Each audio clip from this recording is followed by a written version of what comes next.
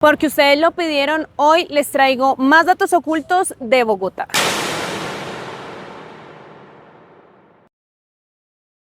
Un bogotano hackeó el Pentágono.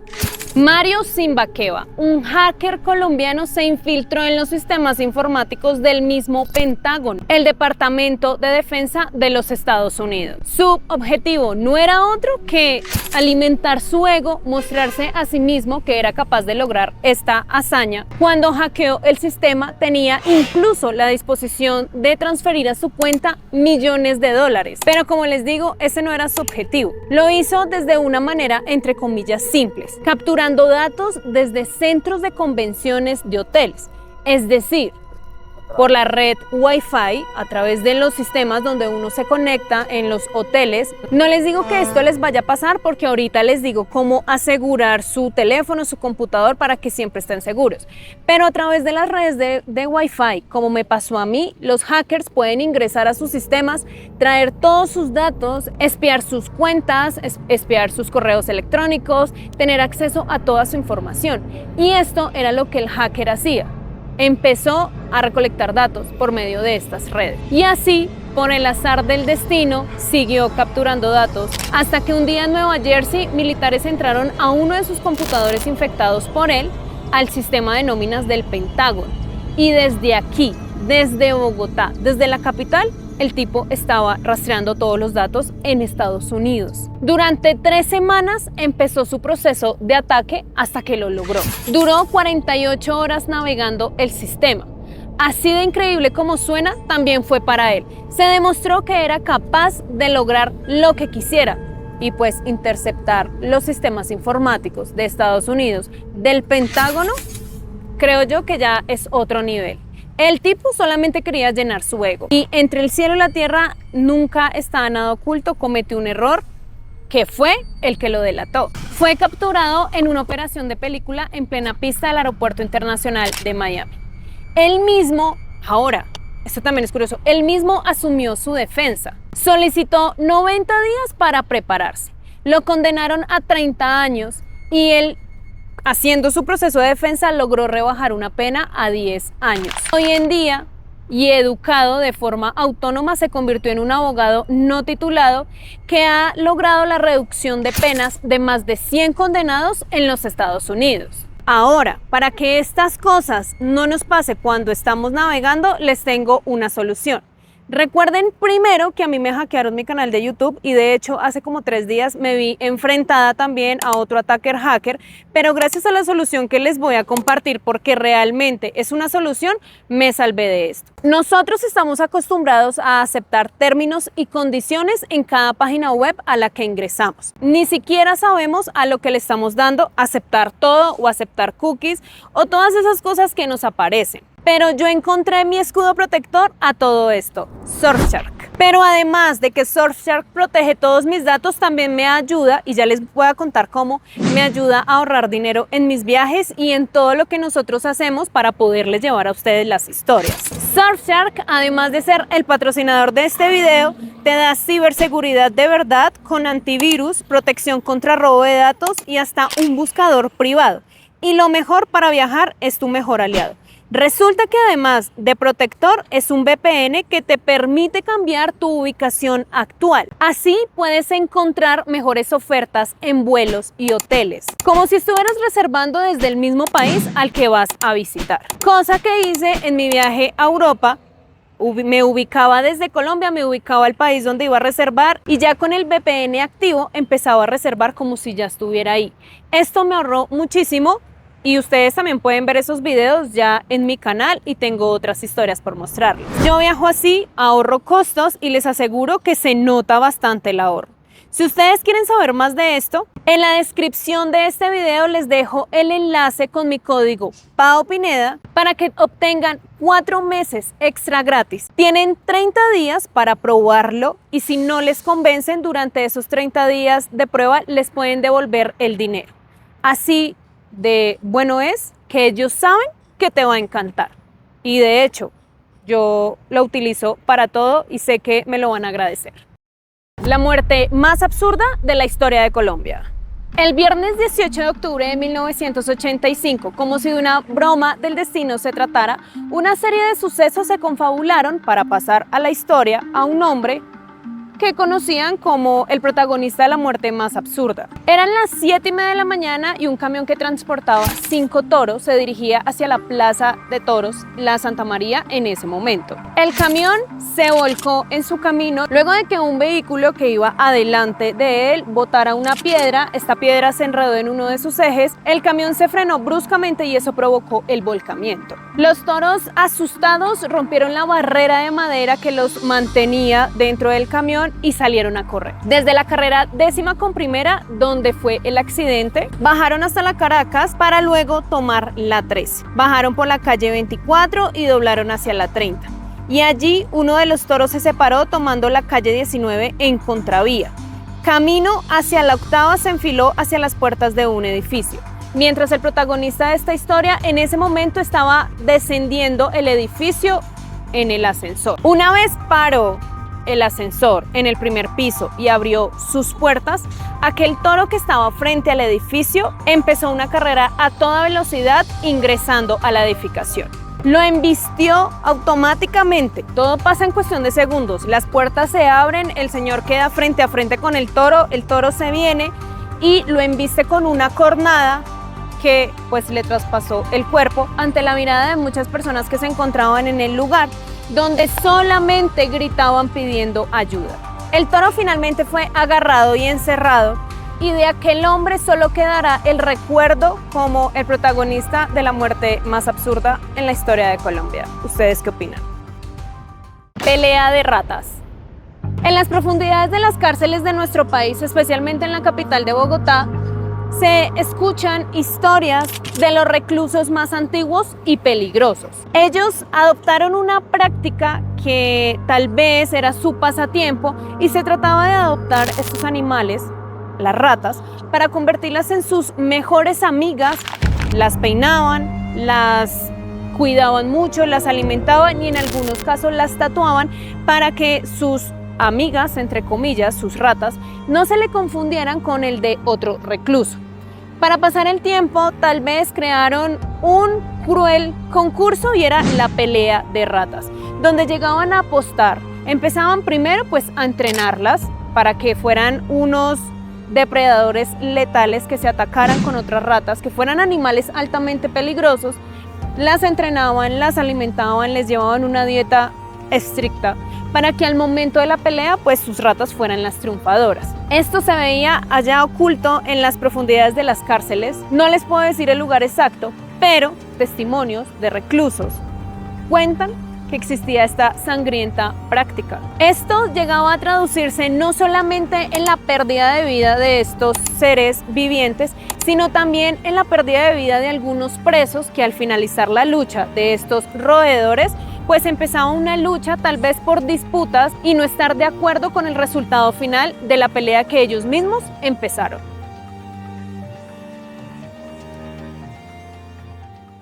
La bruja negra de Bogotá. En los años 1700, los habitantes de Santa Fe vivían atemorizados por la presencia de la bruja Juana García. Era conocida por sus poderes oscuros y poderosos que utilizaba contra los hombres infieles de la capital. Un día, la bruja fue consultada por una dama aristócrata que llegó hasta ella para consultar sobre la fidelidad de su esposo, que en ese momento se encontraba de viaje en las Antillas. A través de un lebrillo con agua observó a este hombre con una desconocida mujer y se dieron cuenta que en ese momento a la mujer le estaban confeccionando un vestido en seda color rojo. La bruja con sus poderes hizo que el sastre perdiera una parte del vestido y esa parte se la entregó a la dama aristócrata para que le contara a su esposo que ya sabía toda la verdad. Cuando el hombre regresó y su esposa le delató la infidelidad, este hombre decidió confesarle todo a los arzobispos y ellos delataron a la bruja negra Juana García. La bruja fue finalmente condenada a la hoguera, pero dice la historia que personas influyentes de la época la salvaron de su condena. Sin embargo, su castigo fue mucho peor, pues llevaron a la bruja a la iglesia Santo Domingo, le pusieron 2 velas verdes en cada una de sus manos. Durante varios días tenía que estar en la misma posición y lo único que decía la bruja era: lo hicimos todas y pago solamente yo. Y desde entonces la leyenda de la bruja maldita de la capital sigue atemorizando a las mujeres que practican brujería y también atemorizando en sueños a los hombres infieles.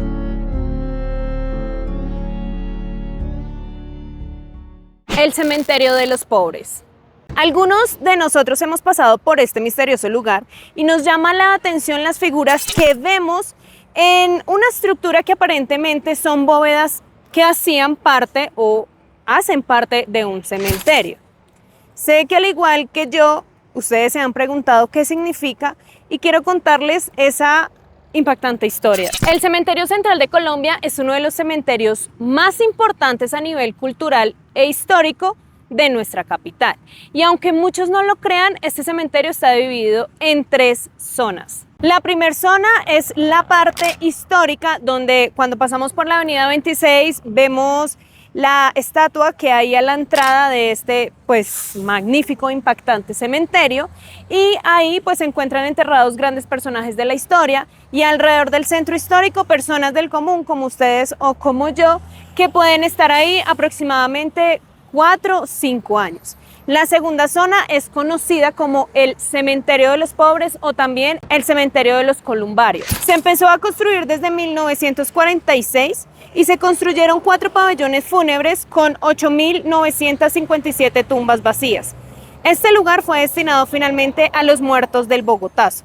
Las figuras que ustedes ven son serigrafías impresas sobre las tumbas hechas por la artista Beatriz González, y la obra es llamada Auras Anónimas y representan, como ustedes lo ven, hombres cargando cadáveres. Y tal vez estos dibujos de lejos no se ve muy bien la figura, pero ya cuando uno le dicen qué significa, uno le encuentra el parecido, y sí, uno ve como hombres cargando cadáveres, como envueltos en tela y de diferentes maneras. Hoy en día en ese lugar se construyó el Centro de Memoria, Paz y Reconciliación. Además, también en la época de la violencia, en la época del Bogotazo, fue usado un pedazo del cementerio como fosa común, donde llevaban los cadáveres a los que nadie reconocía, los dejaban allá, y como ustedes están viendo en estas fotografías, el piso del cementerio, la tierra, el suelo, era llena de cruces por todo lado porque era la única manera donde los llevaban. Ahora, ¿por qué se llamaba el Cementerio de los Pobres? Fue usado de fosa común, enviaron a todas las víctimas del Bogotazo, y además las personas que no tenían los recursos económicos para pagar una ceremonia, un sepelio, para pagar como actualmente, y hasta para morir, como dicen coloquialmente, hay que tener plata. Uno tiene que pagar las bóvedas o los lotes que conocemos y estar ahí ya un tiempo, como les dije, de 4 a 5 años. Pero en ese momento, la gente que no contaba con los recursos iba a parar ahí al conocido Cementerio de los Pobres. En el lugar donde pusieron como las fosas comunes y donde habían eso, construyeron lo que hoy en día lo conocemos como el Parque del Renacimiento. No se sabe si en el lugar, esto vendría siendo la tercera zona, el Parque del Renacimiento. No se sabe si en el lugar aún hay cadáveres en el suelo, aún hay cadáveres en las bóvedas. Si alguno de ustedes saben qué pasó, si trasladaron a estos cuerpos a otros lugares o simplemente construyeron sobre ellos, podríamos llamarlo como un camposanto. Y si ustedes lo saben, me lo dejan aquí abajo en los comentarios. Un restaurante donde vendían carne humana. En los años 80 llegó a Bogotá un chef muy reconocido en Italia llamado Gigi. Se hizo famoso en la ciudad porque abrió su propio restaurante en La Calera y el lugar era conocido como Giangolo de Gigi. Todos querían ir a probar sus alimentos, especialmente la carne, pues se corría el rumor que era la carne más exquisita del país, que las personas que acudían decían que nunca habían probado algo tan delicioso. Cuando le preguntaban a él de dónde provenía la carne, simplemente decía que era su hermana, que se la enviaba de Italia. Pero también las personas que trabajaban con él, contaban que cuando llegaban los camiones con la carne, a Gigi no le gustaba que nadie viera lo que venían en los camiones. Estos vehículos ingresaban como a un cuarto frío muy grande y él mismo descargaba la mercancía que llegaba a al restaurante. Luego de tantos años de funcionamiento, empezó a correr el rumor que la carne era tan exquisita porque era carne humana, lo que provocó que el restaurante cerrara y el italiano desapareciera. Esta macabra historia la cuenta un ex agente del F-12, quien afirma haberle vendido a este chef 15 cuerpos, los más gordos y grandes, de personas víctimas de la toma del Palacio de Justicia, historia de la cual ya les hablé.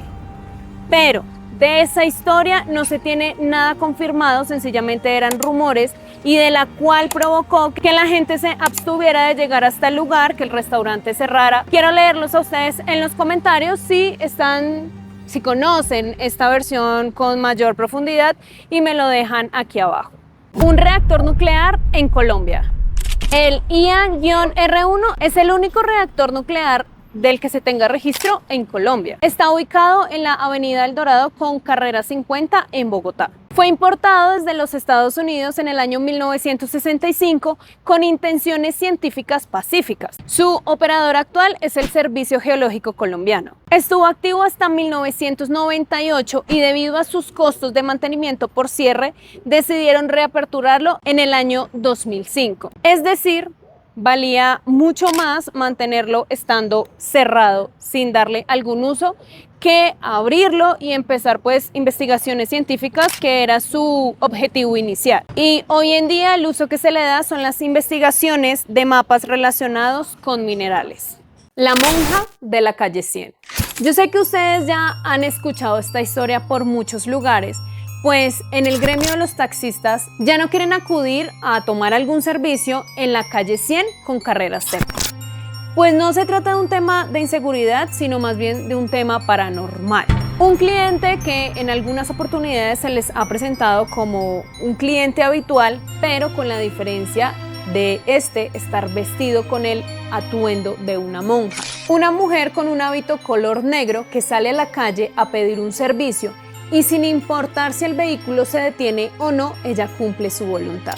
Si el conductor no se detiene, igualmente la monja hace su aparición en la parte trasera del vehículo para solicitarle ser llevada a un lugar específico. Unos aseguran que solamente se aparece cuando hay mal clima y otros dicen que ni siquiera importa este aspecto. Simplemente se aparece y pide ser llevada a un convento, lugar del que salió a desplazarse hacia otro lugar, y en la calle se encontró con 3 sujetos que abusaron íntimamente de ella, para posteriormente acabar con su vida. Hecho que, según toda la línea de versiones, ocurrió en el año 2017. Tan traumática fue su experiencia que ni siquiera tuvo tiempo de asimilar lo que pasó y por eso llega en repetidas ocasiones hasta ese lugar esperando la persona que la va a llevar a su destino final. Y como todos estos datos, aún faltan muchos más por contar. Ustedes me dirán si vuelvo a contarles estas historias ocultas de Bogotá.